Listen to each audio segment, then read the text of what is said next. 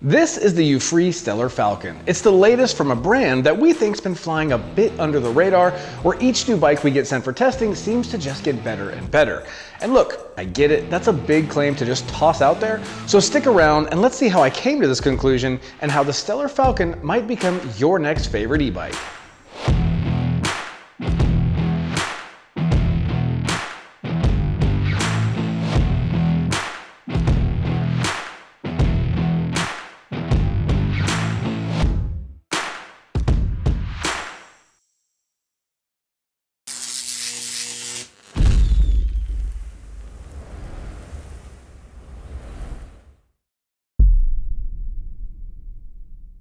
Welcome back, friends. Mike here with Electric Bike Report, and before we get started, do us a favor by liking this video and subscribing to our channel. It just goes a long way in telling YouTube's algorithm that people like this content, and that will help push it out to more people like you who are trying to learn more about these bikes.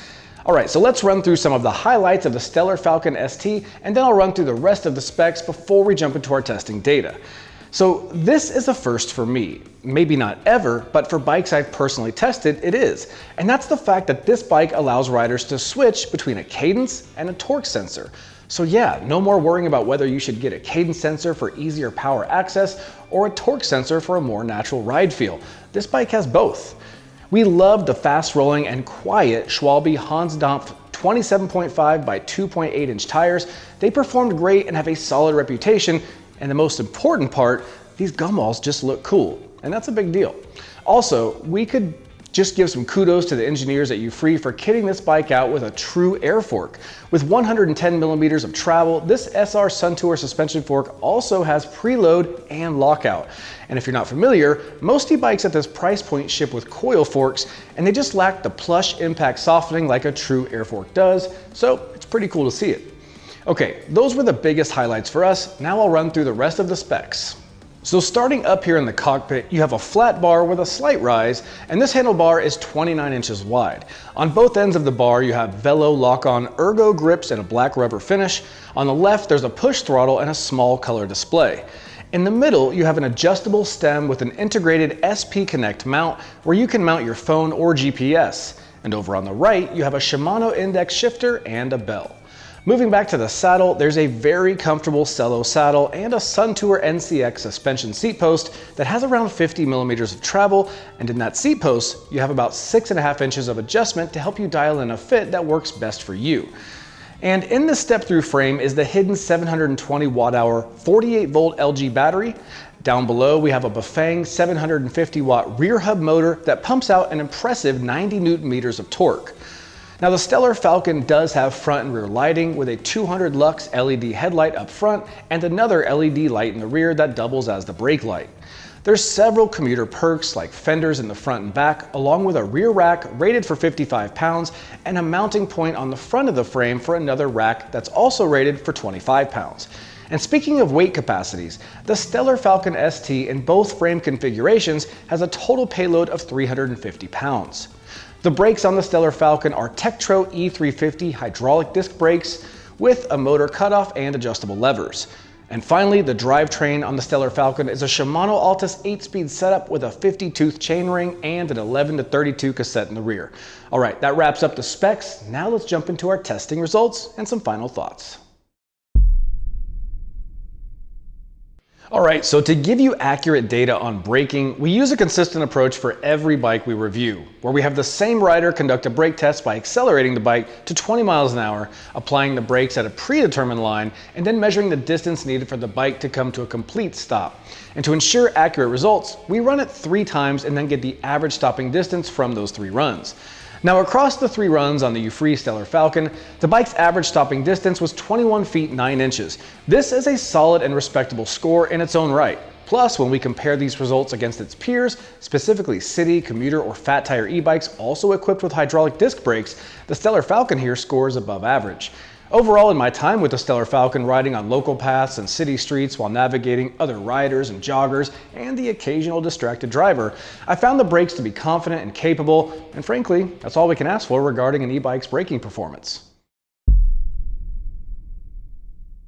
All right, let's head outside and see how the Euphree Stellar Falcon did in our speed test, where we tested the bike speed across its 4 pedal assist settings in both Class 2 and Class 3 on our local multi-use paths.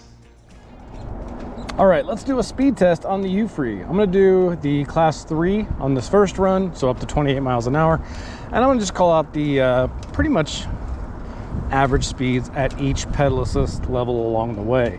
Now this bike has 4 levels rather than the typical 3 or 5. This one's got 4, and they're named Eco, Tour, Sport, and Turbo. So we're gonna run those basically as pedal assist 1, 2, 3, 4. I'm currently using none. I'm going about 8 miles an hour. I'm gonna bump up to 9, just a little bit there. So about 9.5 starting off. Let's kick on level 1, see what we get. And I can feel that just a bit and hear it a little bit, and it's bumped us up to about 10.8, 10.9 I see there, 11. All right, let's go to level 2, which is touring mode, and that one has definitely picked us up. And just for reference for you guys, I am doing this with the cadence sensor. There's also a torque sensor option to use on this bike, but because that's so varied in power, this will feel more consistent. But here we are at Tour, and we're going right at 14 miles an hour. Feels like it's kind of dialed in there. 14.1, it kind of dances around that 14. So let's go to Sport mode, or PAS3. And here, you can hear that motor creeping up. And that's gonna take us up to, looks like that one's programmed for 20 miles an hour. I keep pedaling, but it keeps self-correcting. No, I think I saw 21.5 there. Yeah, 21.5. All right, let's go to the final turbo, PAS4. And that one's gonna pick us up real quick.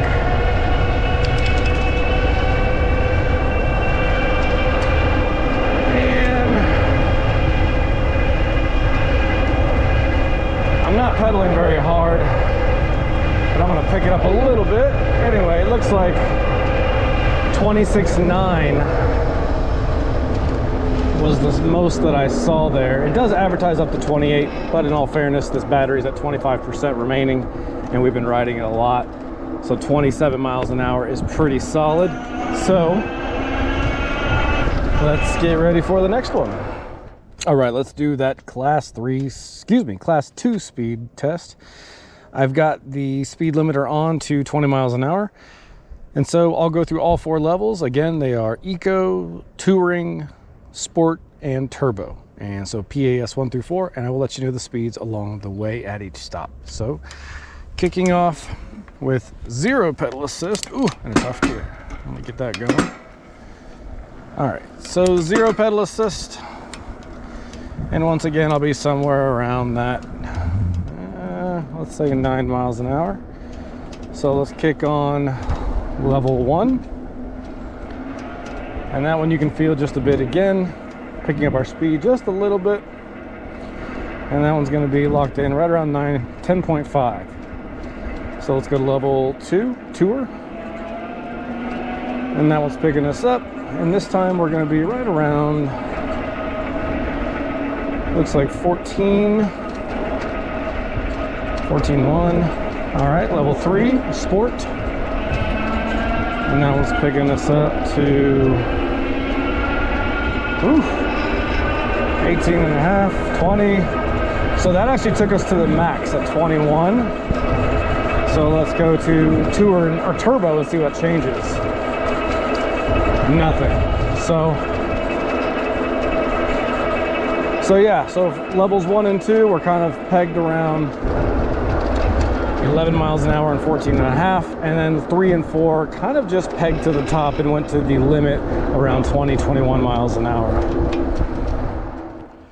All right, friends, hopefully you can see one of them. It's like 100 degrees here in southern Utah, but on the right here, I've got my phone at max display power with an app with a speedometer, and then the bike's built-in speedometer. Hopefully you can see one of the two in the sunlight. Either way, I'll call out the numbers as we go.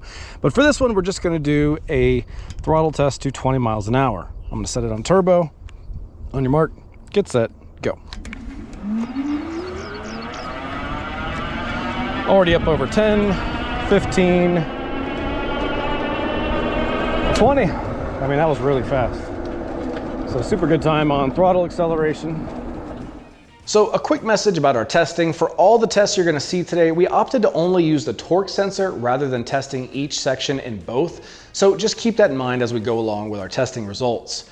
Now to recap the speed test, in class 2 settings I activated PAS1 and I felt a subtle bump in assistance that brought me up to 10.5 miles an hour, and climbing through each level of pedal assistance my speed increased steadily up to 14.1 in PAS2, 20.9 in PAS3, and finally 21.3 in PAS4. Next up, I switched to class 3 settings through the bike's LCD display menus, and in PAS1, I reached 11.1 miles an hour, showing a slight increase over class 2.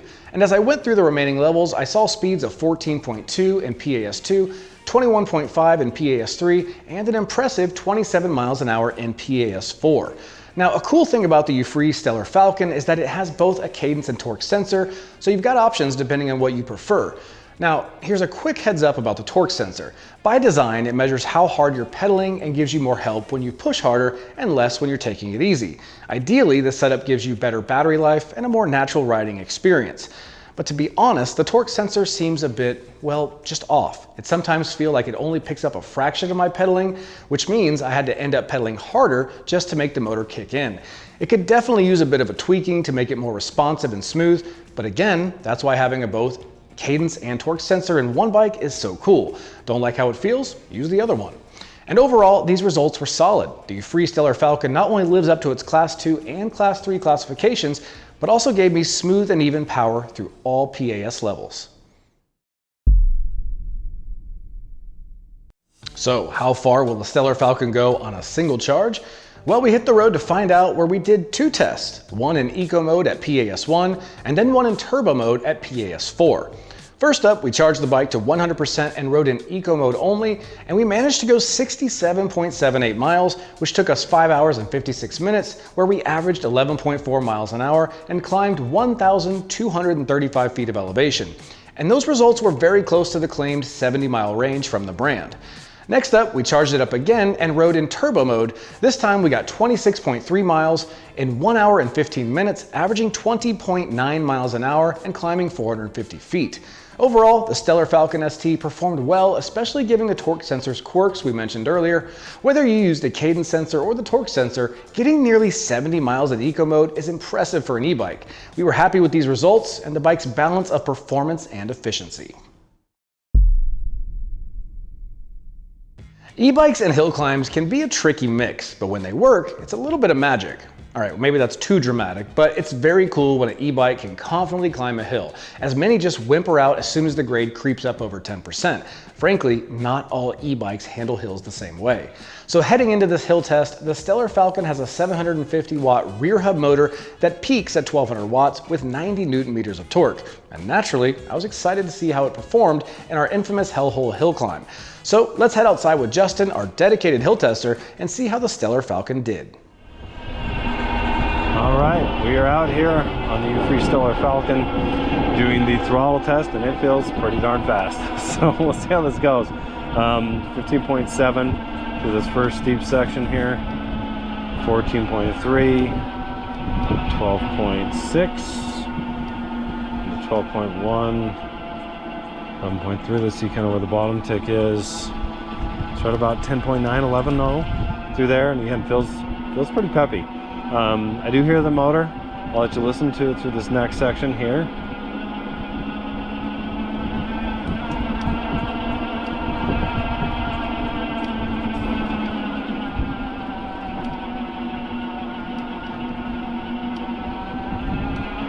So yeah, it did really well. 11 and a half or so through that the last kind of climb section. And you hear the motor throughout. It's definitely pushing. I think we're going to see that in the results because, again, we're up to 17 miles per hour, 18 coming in, and I think it's going to be a pretty darn good result, so let's go check the tape. All right, here we are back on Hellhole with the Euphree Stellar Falcon, and we are now doing the pedal test, which I think is going to, I mean, just guessing it's going to do fairly well based off the throttle. Around about 14.9. 14.1. I'm in 7th gear. Downshift once. So 12.2, 12.3. I'm not having to push very hard. In fact, I'm gonna have to tell John to stay out of my way up there as he pedals up a different bike. But yeah, the motor, again, you can hear it. I'll let you listen. Here's as I blow by John and go up this hill.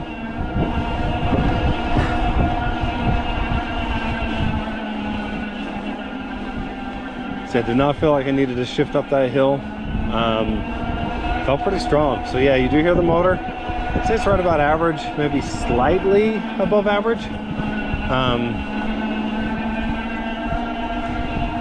But overall, it just feels very powerful, very steady, very natural as I climb. And again, you don't have to push much. I'm really just kind of soft pedaling here. So curious to see how it does. Let's go to the tape.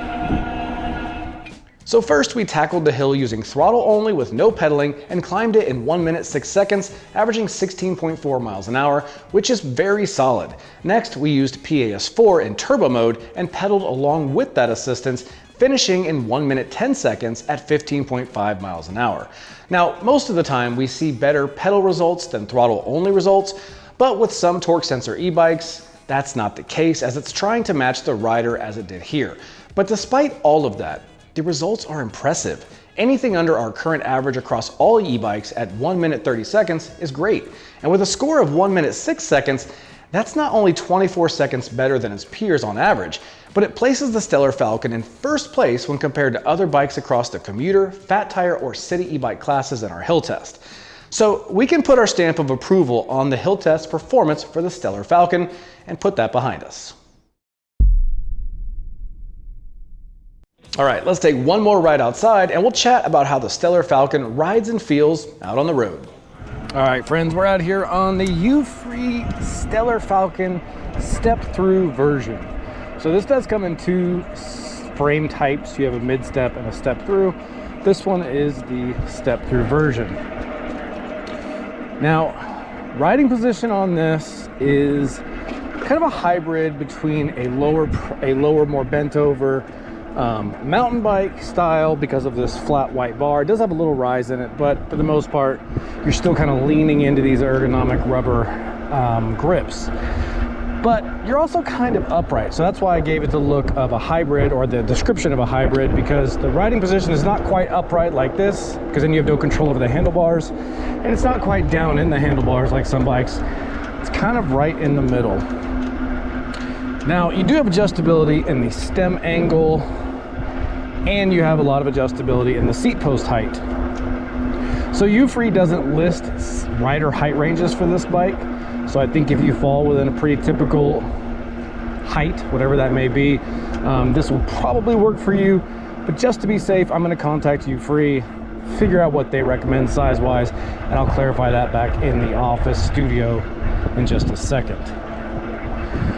So the bike does have suspension, and comfort is really king on this bike. You have a very comfortable saddle to begin with, but then on top of that, they threw on an SR Suntour linkage / piston styled suspension seat post, and it's really, really nice. Now, it's not like a full suspension bike, but it does a great job of eliminating, or at least reducing, the felt impact that you'd normally feel coming up to a seat post. And then on top of that, up front, you've got what is surprising to me, which is a SR Suntour. I believe it's the X132, but all you need to know is it's an air fork. We don't see that often on these type of bikes, so them going with the air fork was really great. It's got preload adjustability, lockout option, and it just feels good. I put a lot of miles on this bike this week. Comfort is by far a huge factor that I like. Now, the tires on this are size 27.5 by 2.8, and that's another area that I applaud Euphree for. They call it a fat tire bike, but they didn't go with an obnoxious, 4 inches or bigger. They went with 2.8 inches. So you get that stability, that confidence-inspiring handling of a fat tire without it being so heavy and unwieldy that it's not that great to use like some fat tire e-bikes do. The power delivery on this is through a 750 watt rear hub motor from Bafang, and it has 90 Newton meters of torque. The motor feels great. I'd say the sound is pretty middle of the road. It's not the quietest at all, but it's also not the loudest. It's kind of just right in the middle. One really cool factor on this bike is people often ask us, do you recommend a cadence or a torque sensor? And if you don't know, that can be kind of a tough challenge when you're picking a bike, especially on bikes you can't walk down to the store and just ride yourself. What I love is that they went with both. You can go right into the menu, and I'll show you here in a second when I get to some shade. You can just pick between a cadence sensor or a torque sensor, and either one, the bike will just do it. I think that's a really cool factor that more brands should follow. So kudos to Euphree on that. And I don't know if we're gonna get shade anytime soon. So let me just boogie up to a spot. And speaking of, it doesn't matter what PAS setting you're in on this bike, you can use the throttle basically up to 28 miles an hour, which is kind of fun. So here's some shade. Let's get in here. And let's look at this display. All right, see if I can get it. All right, so let's go in here. We're gonna hold plus and minus together. And boom, there we've got a bunch of options.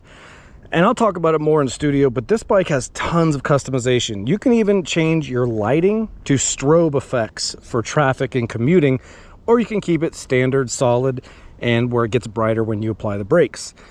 But again, just a lot of settings and customization. It's a very cool setup. But anyway, let's go down here to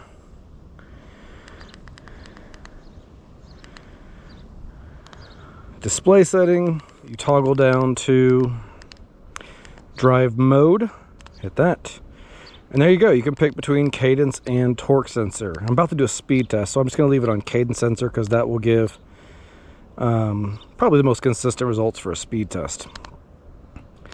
But nonetheless, how cool is that you can just switch between cadence and torque sensor? So let's head back inside and chat about how this bike feels. So first up, let's talk about comfort. As you saw in the video, the Stellar Falcon is undeniably comfortable. The front Suntour air fork is fantastic, and being an air fork makes it even better where you can adjust the rebound. Also, I never thought I'd care or even appreciate a suspension seat post, but on this bike, the Suntour NCX seat post perfectly complements the air fork, making for a very comfortable ride. Now, speaking of comfort, the version we have here is a step-through model, which, if you don't know, is why the bike's name has the ST designation at the end. According to the folks at Euphree, this alloy frame fits riders ranging from 5'2" up to 6 foot and has a standover height of 19 inches, as well as a stem length of 100 millimeters. There's also a mid-step version with a higher standover height at 23 inches, and that one fits riders ranging from 5'5" all the way up to 6'3", with a stem length of 110 millimeters. When speaking with Euphree, they did clarify that to help those of you who may have some specific sizing needs outside of what's listed on their website, they can swap stems on bikes for customers who are taller or want less reach. To get that done, all you have to do is give them a call, as they don't have enough product SKUs on hand to put those options on their live website, but it's cool to just know that they'll work with you to get the perfect fit if you need that. Now, the drivetrain is pretty standard setup we see often. It's a Shimano Altus 8-speed with a 50-tooth chainring and an 11 to 32-tooth rear cassette. It works well, and the gear range feels well-rounded for most types of riding. The Stellar Falcon also comes with a host of accessories. There's a rack reserved for the front of the bike with pre-tapped bolt holes ready for installation. They also have an SP Connect phone case lineup for nearly all recent iPhone versions. And as an Android user, I initially felt a bit left out as I didn't see any Android cases on the Euphree website. But fortunately, SP Connect's website offers cases for Samsung, Google Pixel, and even some Xiaomi phones. So whatever phone you have, they've probably got you covered. Never give in, my fellow green text bubblers. Now let's talk about those Schwalbe tires. They not only look great, but Euphree chose a more expensive tire with a great reputation. The 2.8-inch width is a much better choice for a versatile fat tire bike. They provide a big footprint, offering more stability and increased riding confidence, but they're not so big that they detract from your ride with too much weight or road noise. While bigger tires like the 4 to 5-inch wide tires can also improve stability and capability, they come with trade-offs like being loud and heavy, and they often come from lesser known brands. So we really like these tires on the Stellar Falcon. I did speak with the designers at Euphree, and I was told at the time of purchase there are a few different models of Schwalbe tires you can pick from. Personally, I'm just going all in on the gumwell trend right now, so I'd opt for the tan sidewall option at checkout. And lastly, the display has more customizations than I think I've ever seen on a bike. You can change nearly everything you want, from your favorite colors and themes to adjusting how bright your headlight is, to even setting your brake light to be constantly on or blinking. They seem to know people like options, and they gave us plenty. So we covered a lot. Where are we going with all of this? Just like the car industry, e-bikes are evolving rapidly, and the Euphree Stellar Falcon is a prime example. Each new model seems to get a bit more refined each time one comes into our office for testing. Euphree is really pushing hard to make a mark in the competitive direct-to-consumer e-bike market. The Stellar Falcon is powerful and capable and features programmable lighting, customizable display colors, and the choice between torque and cadence sensors. Its sleek paint jobs and these Schwalbe Hansdampf tires offer a great blend of capability and some good aesthetics. Euphree is clearly committed to innovation. However, the torque sensor is a bit too sensitive and doesn't always deliver a natural power feel. Some fine-tuning could improve this in future updates, and it's a minor issue, but worth noting to you guys. Overall, the Euphree Stellar Falcon shows Euphree's dedication to improving. They're not just keeping up with the competition, they're making their attack on the leaders. With each new release, we can tell Euphree is listening to feedback from past reviews and stepping up its game to deliver a top-notch ride at a competitive price. So if you're looking for an e-bike that combines advanced features with thoughtful design, the Stellar Falcon should be on your shortlist. Personally, I've added this to the list of bikes I recommend to folks who don't really know what they want, as this bike just is good at most things. All right, friends, with that, I hope you enjoyed this review, and until next time, we'll see you out on the road.